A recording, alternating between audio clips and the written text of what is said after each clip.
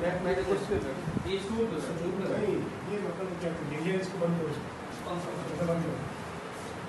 ये सर इधर चेक, इधर आइए बस। इधर आ ये क्या तरीके का है वैसे? पेशेंट की सूरत में भी जाना इस तरह जाना नहीं, जानवर की तरह बैठाएंगे। सर ये इस पे बैठते हैं स्टूल पे। वो उधर बैठा हुआ था सर, बैठ गया था वो, तकलीफ हो रही थी तो और तकलीफ वाली हालत में इसको ले आओ। सर हमने तो नहीं कहा, खुद ही क्यों बैठ नहीं? गया। डिप्टी मेडिकल सुपरिटेंडेंट कौन है? जी सर, डिप्टी डीएमएस के लिए नहीं, सुपरिटेंडेंट एमओ का जो ना डिस्पेंसर कौन होता है?